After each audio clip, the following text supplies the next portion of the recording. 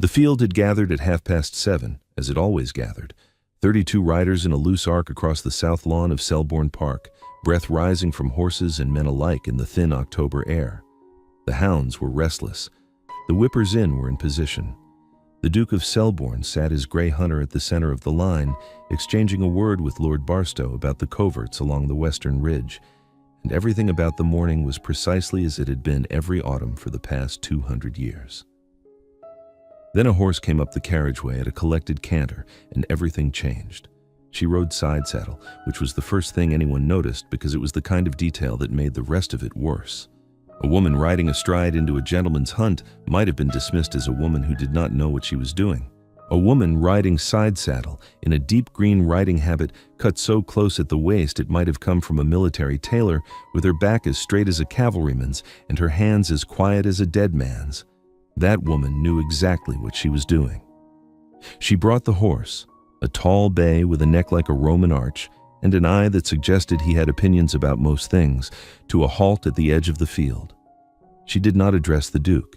She did not address anyone.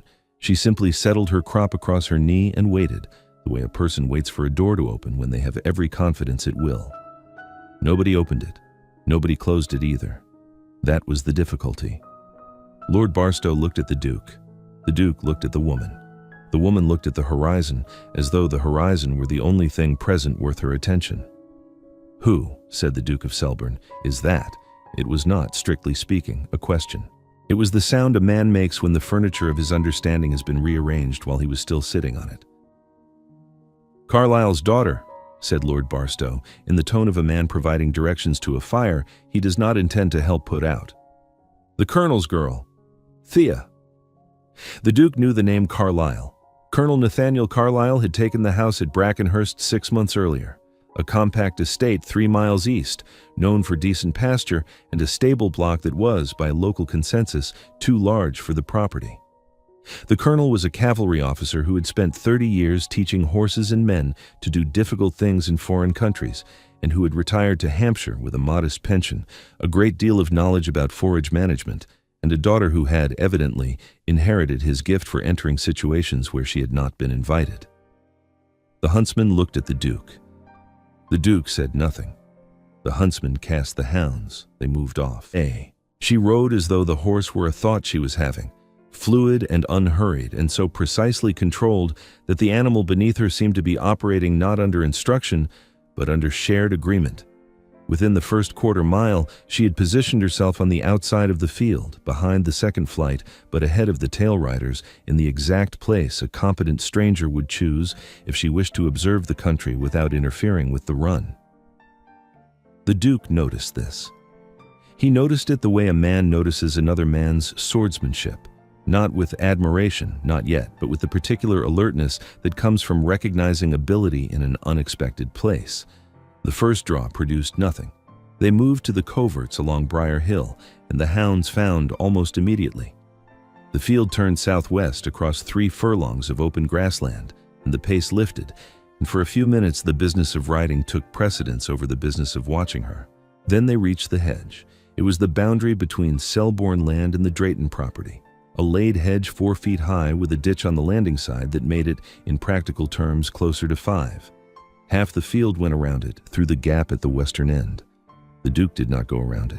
He had jumped this hedge every autumn since he was 19, and his gray knew it, and the approach was straightforward.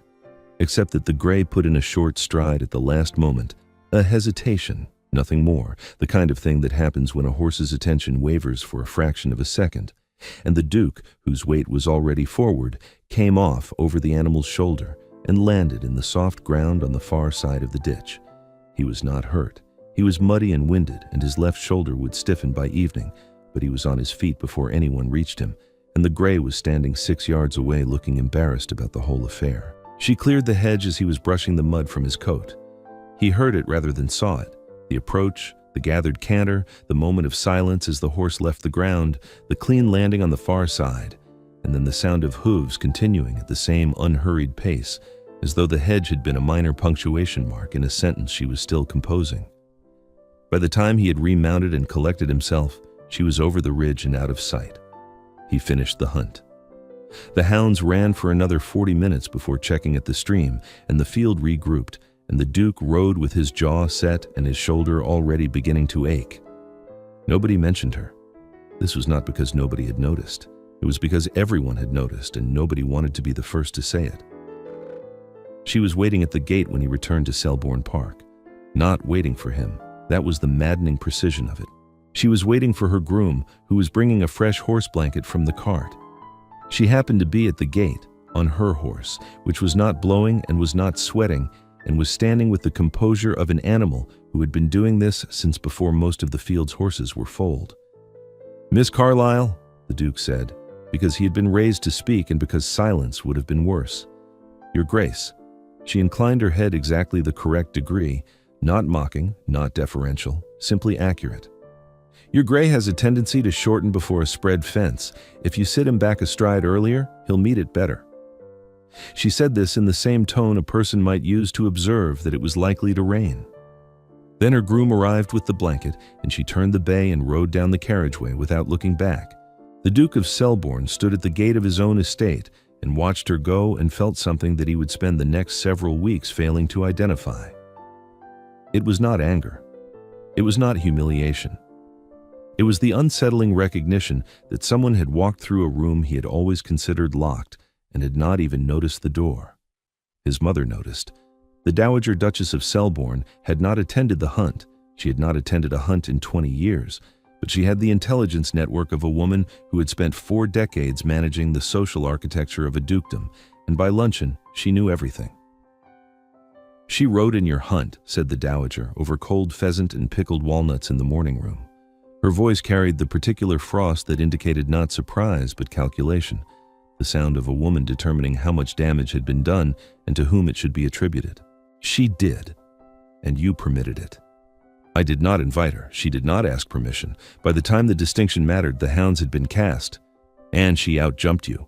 The Duke set down his fork. "My horse refused a fence. It is not the same thing." "It is exactly the same thing," said the Dowager, to everyone who was watching. She was not wrong. The Duke knew this with the clear-eyed pragmatism of a man who had managed tenants and politics and his own reputation since the age of 23. In the arithmetic of public perception, the colonel's daughter had ridden into his hunt, outperformed him at his own hedge, offered unsolicited advice on his horsemanship, and departed without seeking either his approval or his forgiveness. The ton would dine on it for a month. But there was a second arithmetic, private, less easily balanced, and in that accounting something else had happened entirely. She had ridden beautifully. She had jumped a hedge that most of the field had gone around, and her observation about the Grey's stride had been, upon reflection, entirely correct. "What do you intend to do?" his mother asked. "About what?" "About the colonel's daughter making you look a fool in front of your own field." "She did not make me look a fool, mother. My horse put in a short stride. These things happen." "They do not happen," said the Dowager, "in front of cavalry officers' daughters who have no business being there." The Duke excused himself from luncheon and went to the stables, where he stood beside the Grey's box and considered the hedge and the horse and the woman who had cleared both without apparent effort. His stable master Jessup was mending a bridle nearby and pretending not to listen. "The bay she was riding," the Duke said. "You know it?" "Douro, your Grace. 17 hands, Portuguese warm blood. The colonel brought him back from Lisbon. She trained him herself." Jessup threaded a buckle with the careful attention of a man who knew he was being asked more than one question. "He's a better horse than anything in your stable, sir. I say it with respect." "You say it with accuracy," said the Duke and went inside. He did not seek her out immediately. This was not strategy. It was simply that he did not know what he would say, and the Duke of Selborne was not a man who spoke without knowing his purpose. But he thought about her, at his desk in the House of Lords, where he sat through a tedious debate on corn duties, at dinner with Lord Barstow and Sir Peter Mayhew, when the conversation turned, as it inevitably did, to the woman who had ridden into the Selborne hunt as though it were a public road. "Extraordinary behavior," said Sir Peter. "The colonel should be spoken to." "About what?" said the Duke. "About his daughter's conduct. A woman in the hunt field. It is simply not done." "And yet," said the Duke, "it was done. Quite well, as it happens." Sir Peter looked at Lord Barstow. Lord Barstow looked at his wine. The conversation moved elsewhere, but something had shifted in the room, a small realignment, the kind that happens when a man of consequence defends a position that no one expected him to hold.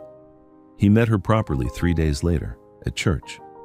She was sitting beside her father in the pew nearest the door, not the colonel's assigned place, but the place a man takes when he wishes to leave quickly if his knees trouble him, which the colonel's did. She wore a gray pelisse over a white muslin dress and a bonnet that might charitably be described as functional, and she was listening to the sermon with the expression of a woman who had decided to be patient about something, but had not yet decided what. After the service, the Duke approached the colonel. This was correct. One addressed the father, not the daughter, and the Duke was nothing if not correct. "Colonel Carlyle, I trust you are settled at Brackenhurst." "Tolerably, Your Grace. The land wants drainage in the south meadow, but the stables are sound, which is what matters." The colonel had the weathered directness of a man who had commanded cavalry regiments and had no intention of commanding drawing rooms. "I understand my daughter rode in your hunt." "She did." "I apologize if she caused offense. I would tell you it won't happen again, but I have been telling her things won't happen again for 26 years, and the record suggests I lack authority in that area." Beside him, Thea Carlyle's mouth did something very slight that was not quite a smile. "No offense was caused," said the Duke. "That is generous of you, sir." "It is not generous. It is accurate. She rides better than half my field. I have no use for offense when the observation is simply a fact." The colonel looked at his daughter. His daughter looked at the Duke. It was the first time she had looked at him directly, really looked, and what the Duke saw in her expression was not gratitude or deference or flirtation, but a kind of level appraisal, as though she were taking his measure the way she might take the measure of a horse she had not yet decided to trust. "You might have sent her home," the colonel said. "I might have, but then I would not have learned that my gray shortens before a spread fence, which is information I have apparently needed for some time." This time, the thing at the corner of Thea Carlyle's mouth was unmistakably a smile. He called at Brackenhurst the following Tuesday. This was noted by his mother, who said nothing, which was worse than if she had said everything. The Carlyle household was not what he expected. The house was modest, 8 rooms, none of them grand, but the stables were immaculate, and the paddock behind the house contained 4 horses of a quality that made Jessup's earlier observation feel like understatement. Thea was in the stable yard when he arrived, in a plain brown dress with her sleeves turned back, directing a boy of about 15 in the correct way to poultice a foreleg. "Your Grace," she said, without stopping what she was doing. She did not curtsy. This was, the Duke suspected, less an act of disrespect than a practical assessment that curtsying with poultice-covered hands would benefit no one. "Miss Carlyle, I came to see the bay, Duro. He is in the end box. You may look at him, but do not touch his mouth. He does not care for strangers' hands near his head." "Does he not? He was badly bitted before my father bought him.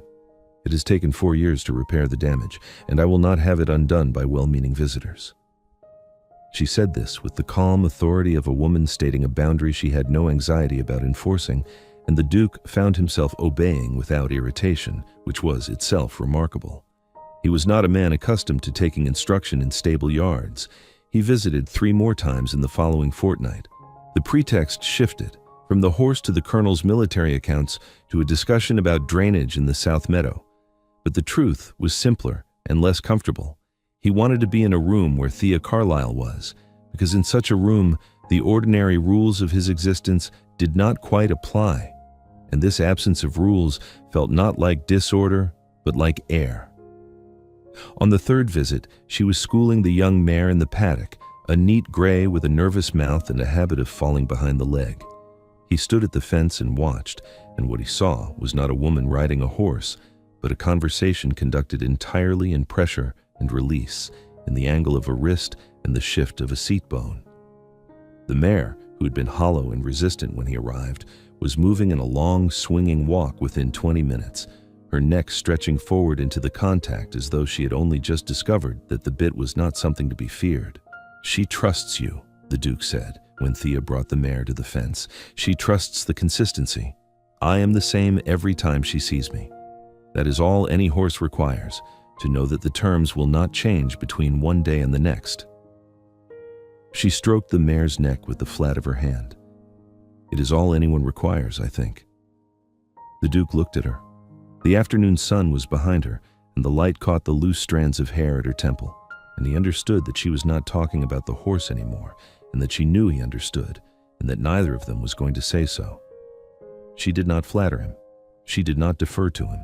She disagreed with him about the management of young horses, about the merits of hunting over ditches versus timber, about the proper depth at which to set a fence post, and about whether Lord Barstow was a competent rider or merely a lucky one.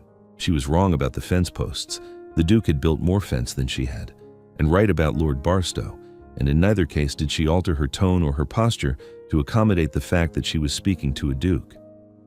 It was this, more than anything, that undid him. He had spent his adult life in rooms where his title preceded him like weather, changing the temperature of every conversation before he had spoken a word. Thea Carlyle treated the title the way she treated a closed gate. She acknowledged that it existed, and then she went around it. His mother's patience expired on a Thursday evening in November. "You have called at Brackenhurst 4 times. The household staff talk. Mrs. Little talks. I am told she serves you tea in the stable yard, which I refuse to believe because no daughter of any man, however reduced, would serve a Duke of Selborne tea among horse blankets. The stable yard has a very pleasant aspect in the afternoon light. Rupert, mother? She is the daughter of a cavalry officer on half pay.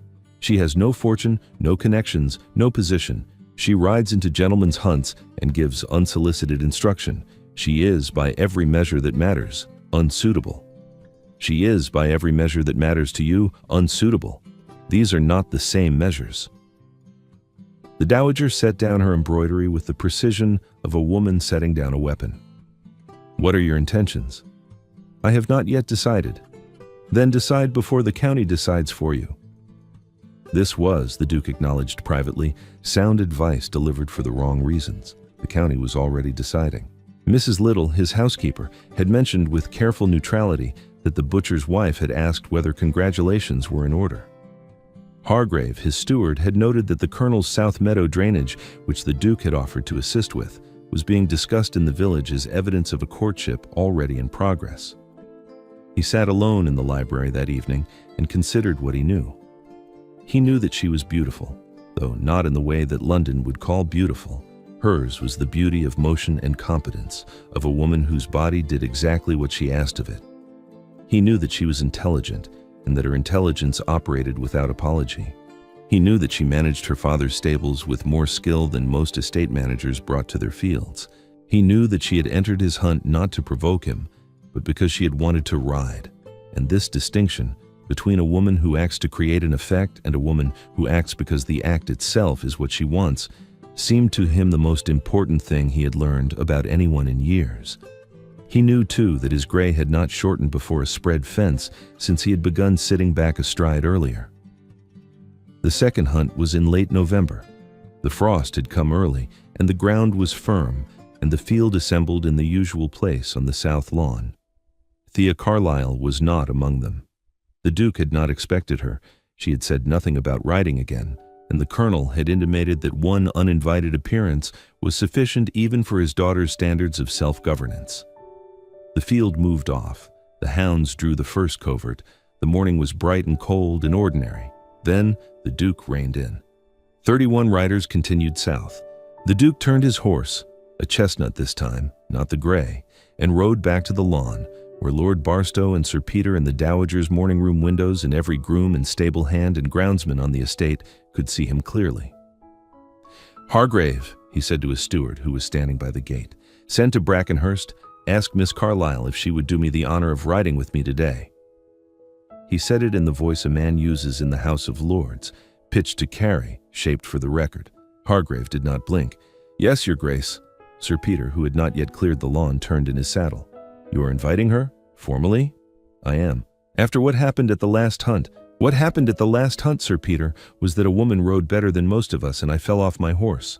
I'm extending an invitation, not rewriting the history of the campaign. If you find it objectionable, you are welcome to ride on." Sir Peter rode on. Lord Barstow remained. This was because Lord Barstow had been the Duke's friend since school, and because he had seen the Duke's expression and recognized it as the particular set of a man's jaw when he has made a decision that he knows will cost him and has decided the cost is correct. She arrived 40 minutes later on Duro in the green riding habit. She had not hurried, the horse was walking, and her color was the color of a woman who had been in the cold air for 20 minutes, not a woman who had galloped 3 miles. "Miss Carlyle," said the Duke, "Your Grace, your man said you had invited me to ride." "I have." She studied him for a moment, that same level appraisal, the same unhurried measurement. "You understand what this will look like." "I understand exactly what this will look like." "And you are comfortable with that?" "I would not have sent for you if I were not." The corner of her mouth moved. "Then shall we ride, Your Grace?" They rode. They caught the field at the second draw, and if 31 riders had opinions about the 32nd, they kept them behind their teeth, because the Duke of Selborne was riding beside her with the settled composure of a man who had weighed the judgment of his peers and found it light. She cleared every fence. He cleared every fence.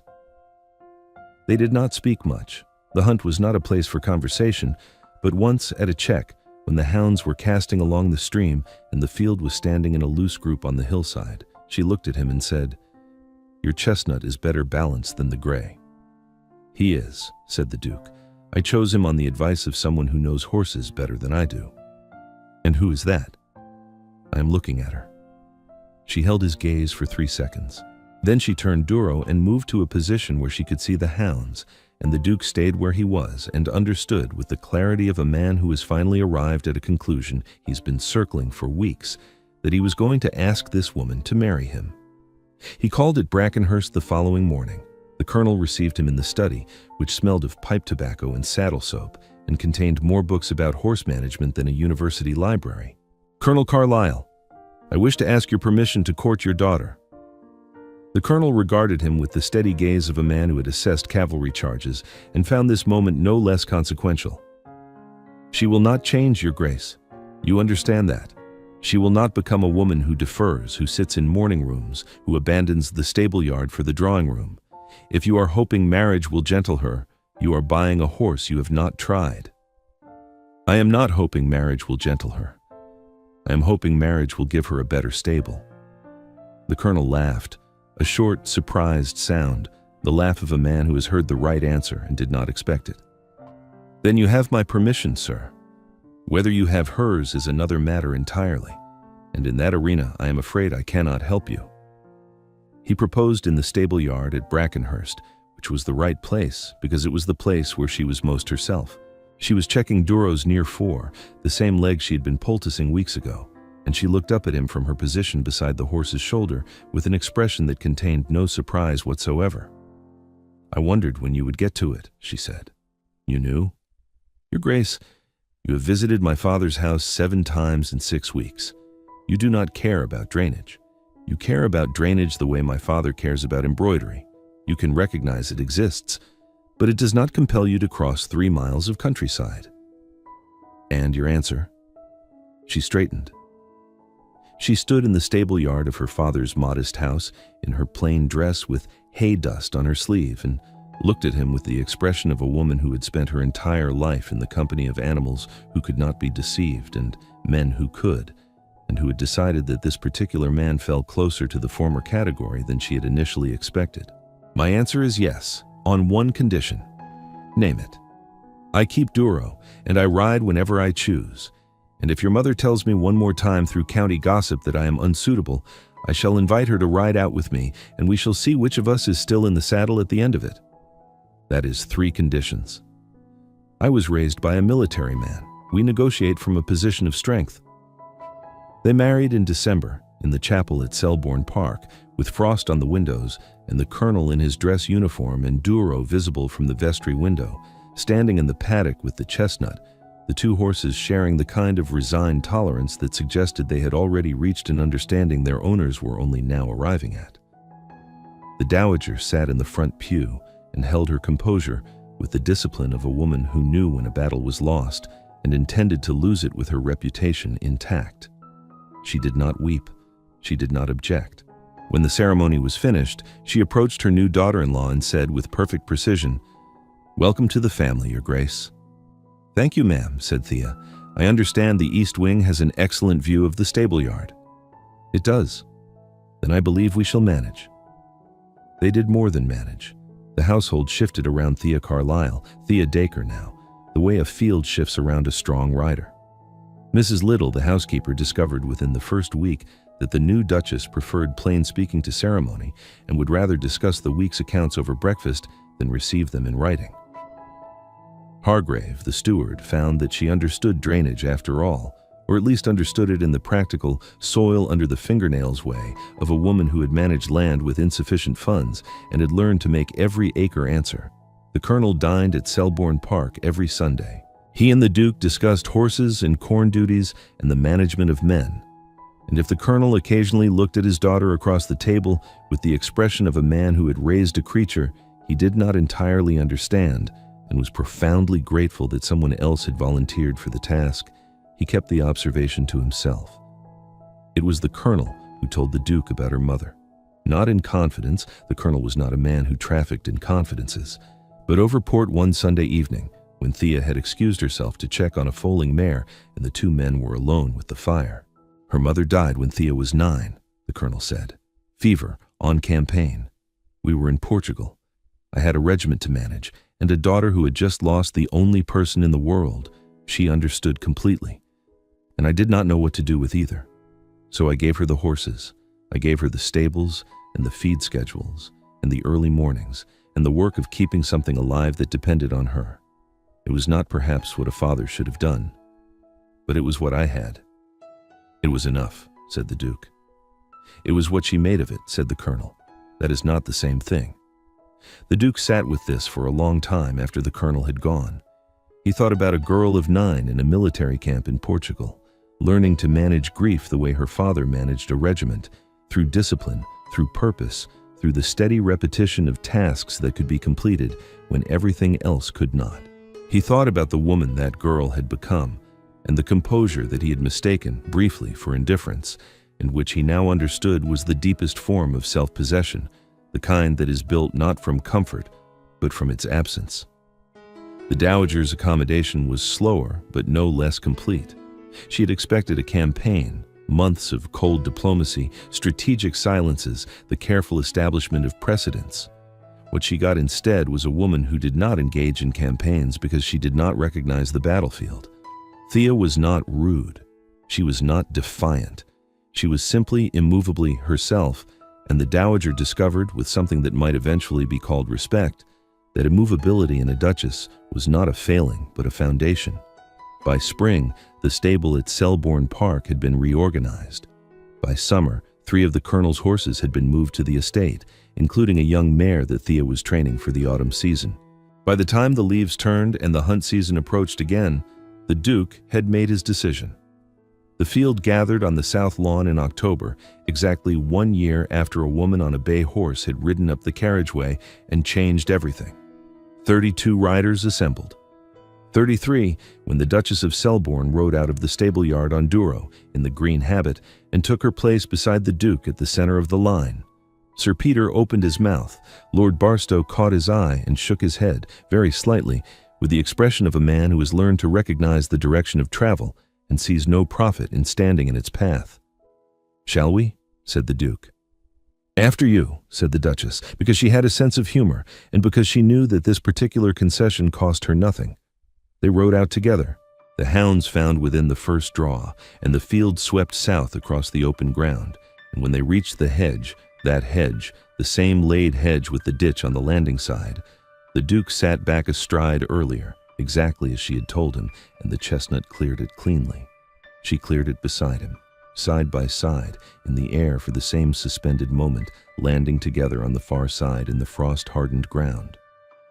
The following autumn, 2 other women rode in the Selborne hunt. The autumn after that, 5. The Duke's mother watched from the morning room window as the field moved off and said nothing, though Mrs. Little, passing with the breakfast tray, observed that the Dowager's expression contained something that looked, against all reasonable expectation, very much like pride. The child was born in the spring of the 2nd year, a girl whom Thea named after her mother and the Duke called Perfect, and who was placed on a pony before she could properly walk because her mother saw no reason to wait, and her grandfather said that the cavalry did not believe in delayed instruction. On the mantelpiece in the morning room at Selborne Park, Between the clock and the dowager's porcelain shepherdess, there sat a small painting of a bay horse clearing a hedge in the October light.